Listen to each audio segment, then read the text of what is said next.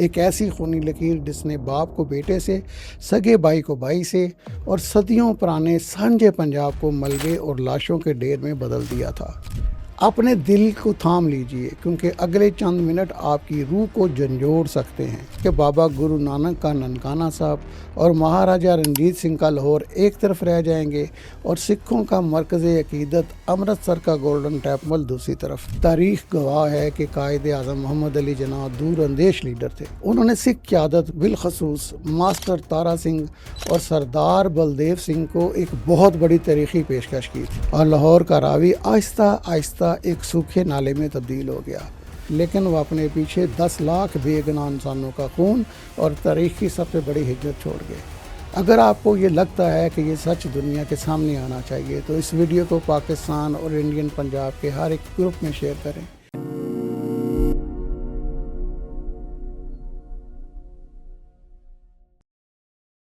السلام علیکم محترم ناظرین، بات ہے قیام پاکستان سے 2 مہینے پہلے، جون 1947 کے آخری دن۔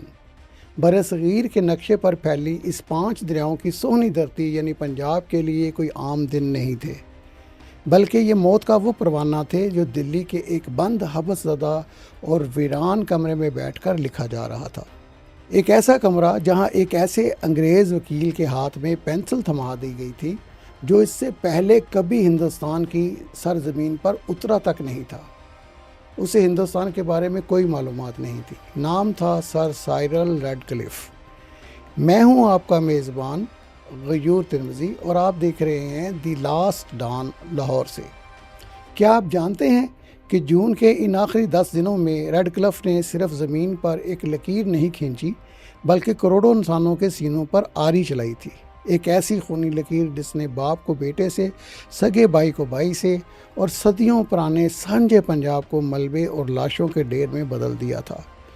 آج اس انتہائی اہم ویڈیو میں ہم تاریخ کے وہ پودے اکھاڑنے جا رہے ہیں جنہیں نصاب کی کتابوں میں بڑی چلاکی سے دبا دیا گیا تھا۔ اپنے دل کو تھام لیجئے، کیونکہ اگلے چند منٹ آپ کی روح کو جھنجھوڑ سکتے ہیں۔ اس کہانی کا سب سے پہلا اور بڑا دھماکہ ہوتا ہے 23 جون 1947 کو۔ وہی ریڈ کلف کو یاد رکھیے گا۔ مقام ہے لاہور کی پنجاب اسمبلی۔ یہاں ایک ایسا کھیل کھیلا گیا جس کا قانون لارڈ ماؤنٹ بیٹن، جو وائسرائے تھا ہندوستان میں انگریز سرکار کا، اس نے 3 جون کے پلان میں پہلے ہی تیار کر رکھا تھا۔ قانون یہ تھا کہ پنجاب اسمبلی کے ارکان 2 حصوں میں بیٹھیں گے۔ ایک طرف مسلم اکثریتی اضلاع کے اراکین یعنی مغربی دڑا، اور دوسری طرف ہندو اور سکھ اکثریتی اضلاع کے اراکین یعنی مشرقی دڑا۔ قانون کا شفاف اصول یہ کہتا تھا کہ اگر ان دونوں میں سے ایک دڑے نے بھی پنجاب کی تقسیم کے حق میں ووٹ دے دیا تو پنجاب کے 2 ٹکڑے کر دیے جائیں گے۔ اب دیکھیے تاریخ کا وہ موڑ جہاں سب کے سانس رک گئے تھے۔ جب مغربی پنجاب کے مسلم دڑے کی باری آئی تو انہوں نے 91 جی ہاں 91 ووٹوں کی بھاری اکثریت سے فیصلہ دیا کہ ہمیں پنجاب کے ٹکڑے منظور نہیں، پورا پنجاب ایک ساتھ پاکستان کی قانون ساز اسمبلی میں شامل ہوگا۔ لیکن جیسے ہی دوسری طرف بیٹھے مشرقی پنجاب کے دڑے کی باری آئی، وہاں موجود ہندو اور سکھ اراکین انہوں نے 22 کے مقابلے میں 50 ووٹوں کی اکثریت سے پنجاب کو بیچ سے کاٹنے اور اس کا آدھا حصہ ہندوستان میں شامل کرنے کا فیصلہ دے دیا۔ یعنی یہ طے ہو گیا کہ اب پنجاب کٹ کے رہے گا، اور وہ جو 22 ووٹ پنجاب کو نہ کاٹنے کے لیے مشرقی حصے سے شامل تھے، یہ وہ 22 ووٹ وہ تھے جو مسلم لیگ کے ان اراکین کے تھے جو مشرقی اضلاع سے جیت کر آئے تھے، اور وہ اسمبلی کے فرش پر بیٹھے رو رہے تھے، چیخ رہے تھے کہ پنجاب کو مت کاٹو، اس دھرتی کے ٹکڑے مت کرو، مگر 50 ہندو اور سکھ اراکین کے اس ایک فیصلے نے مغربی دڑے کی جو مغربی حصہ تھا اس کے 91 ووٹوں کی بھاری اکثریت کو ردی کا ٹکڑا بنا دیا۔ 23 جون کی اسی دوپہر طے ہو گیا کہ بابا گرو نانک کا ننکانہ صاحب اور مہاراجہ رنجیت سنگھ کا لاہور ایک طرف رہ جائیں گے اور سکھوں کا مرکز عقیدت امرتسر کا گولڈن ٹیمپل دوسری طرف۔ یہاں ایک سوال ابھرتا ہے جو ہر پنجابی کے ذہن کو پچھلے تقریباً 80 سال سے کاٹ رہا ہے۔ سکھوں نے قائد اعظم کی بات کیوں نہ مانی؟ تاریخ گواہ ہے کہ قائد اعظم محمد علی جناح دور اندیش لیڈر تھے۔ انہوں نے سکھ قیادت بالخصوص ماسٹر تارا سنگھ اور سردار بلدیو سنگھ کو ایک بہت بڑی تاریخی پیشکش کی تھی۔ انہوں نے کہا تھا کہ آپ پنجاب کی تقسیم کا مطالبہ چھوڑیں، پاکستان کا ساتھ دیں، ہم آپ کو پاکستان کے اندر ایک خود مختار حیثیت آٹونومس اسٹیٹ دیں گے، آپ کی جائیدادیں، آپ کی ثقافت، ننکانہ صاحب اور شکر گڑھ اور جو حسن ابدال ہے، کرتارپور، یہ سب اس جیسے جتنے بھی مقدس مقامات ہیں یہاں مکمل محفوظ رہیں گے۔ اگر سکھ یہ بات مان لیتے تو آج نہ لائل پور یعنی فیصل آباد کی زرخیز زمینوں سے سکھوں کو بے دخل ہونا پڑتا، نہ گجرانوالہ، شیخوپورہ اور سیالکوٹ میں ان کا خون بہتا، اور نہ ہی بدلے میں مشرقی پنجاب سے مغربی پنجاب آنے والے مسلمانوں کو ہندو اور سکھ کاٹ ڈالتے۔ لیکن سکھ قیادت ایک بہت بڑے مخمصے اور کانگریس کے بچائے ہوئے سیاسی جال میں پھنس چکی تھی۔ سکھوں کی آبادی کا المیہ یہ تھا کہ وہ پورے پنجاب میں پھیلے ہوئے تھے، مگر کسی ایک مخصوص خطے یا ضلع میں ان کی اتنی اکثریت نہیں تھی کہ وہ اپنا الگ صوبہ بنا سکیں۔ نہرو اور کانگریس نے ان کے دلوں میں مسلمانوں کا ایسا خوف بٹایا اور ایسا لالچ دیا کہ تقسیم کے بعد مشرقی پنجاب میں سکھوں کا راج ہوگا۔ مارچ 1947 میں ماسٹر تارا سنگھ نے جذبات میں آ کر لاہور اسمبلی کے باہر تلوار لہرا کر پاکستان مرد آباد کے نعرے لگا دیے۔ اس ایک جذباتی چنگاری نے دونوں برادریوں کے درمیان نفرت کی ایک ایسی آگ لگائی جسے بجھانا خود قائد اعظم کے بس میں بھی نہیں رہا۔ سالوں بعد خود سکھ مورخین اور لیڈروں نے روتے ہوئے اعتراف کیا کہ پنجاب کو تقسیم کروانے کا فیصلہ سکھ تاریخ کی سب سے بڑی سیاسی خودکشی تھی، جس نے ان کی پوری قوم کو دو حصوں میں پھاڑ دیا اور ان کے مقدس ترین مقامات ان سے چھن گئے۔ اب آتے ہیں تاریخ کے اس سب سے بڑے انٹرنیشنل فراڈ پر جس نے پاکستان اور انڈیا کو ہمیشہ کے لیے جنگ کی آگ میں جھونک دیا۔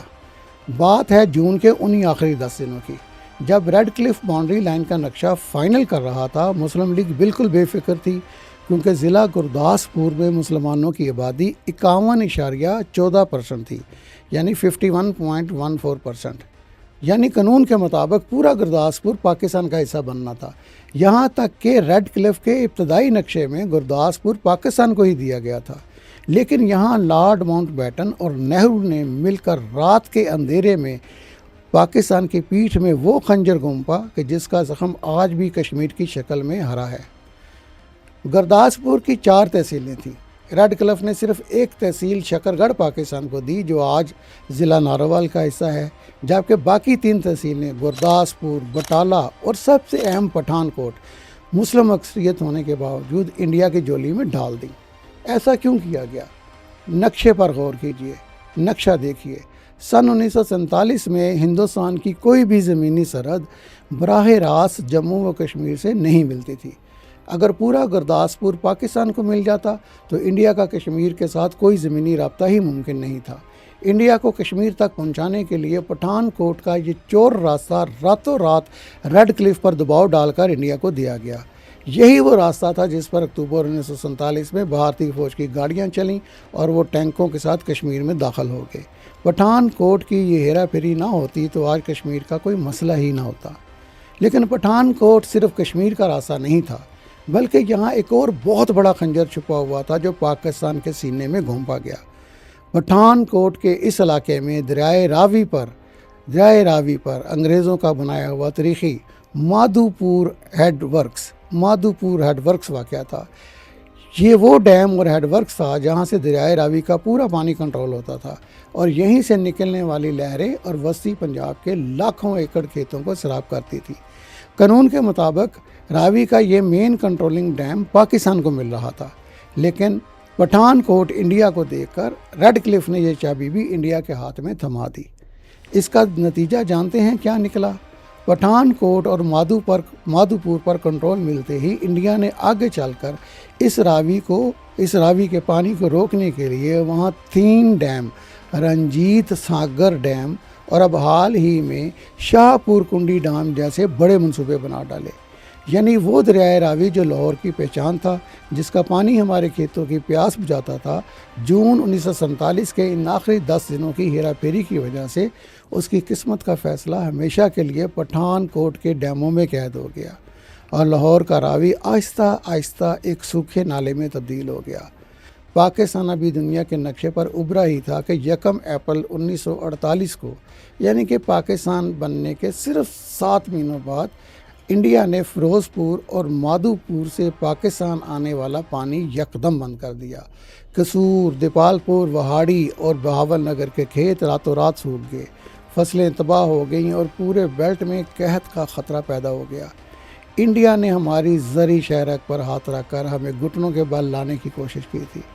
ہمیں مغلوب ہو کر مجبوری کی حالت میں آگے چل کر سن 1960 میں سندھ طاس معاہدہ کرنا پڑا، جس میں ہم نے اپنے 3 مشرقی دریا راوی، ستلج اور بیاس ہمیشہ کے لیے انڈیا کے نام کر دیے، کیونکہ ان کے کنٹرولنگ پوائنٹس ریڈ کلف نے پہلے ہی انڈیا کو بیچ دیے تھے۔ دوستو، جون 1947 کے وہ 10 دن تو گزر گئے، لیکن وہ اپنے پیچھے 10 لاکھ بے گناہ انسانوں کا خون اور تاریخ کی سب سے بڑی ہجرت چھوڑ گئے۔ وہ لکیر جو بند کمرے میں ریڈ کلف نے چند منٹوں میں کھینچی تھی، اس نے پنجاب کی دھرتی کو ایسا کاٹا کہ آج 80 سال بعد بھی واگا بارڈر پر کھڑے ہو کر جب ایک پنجابی دوسرے پنجابی کو دیکھتا ہے تو اس کا دل خون کے آنسو ہوتا ہے۔ اگر آپ کو یہ لگتا ہے کہ یہ سچ دنیا کے سامنے آنا چاہیے تو اس ویڈیو کو پاکستان اور انڈین پنجاب کے ہر ایک گروپ میں شیئر کریں، اس ویڈیو کو لائک کریں اور کمنٹ میں بتائیں کیا ریڈ کلف کی اس ناانصافی کو تاریخ کبھی معاف کر پائے گی۔ مزید ایسی ہی سچی اور دل دہلا دینے والی دستاویزی فلموں اور ویڈیوز کے لیے چینل کو سبسکرائب کرنا مت بھولیں۔ اپنے آباء و اجداد کی قربانیوں کو یاد رکھیے۔ ملتے ہیں اگلے ویلاگ میں۔ اللہ حافظ، رب رکھا، پاکستان زندہ باد۔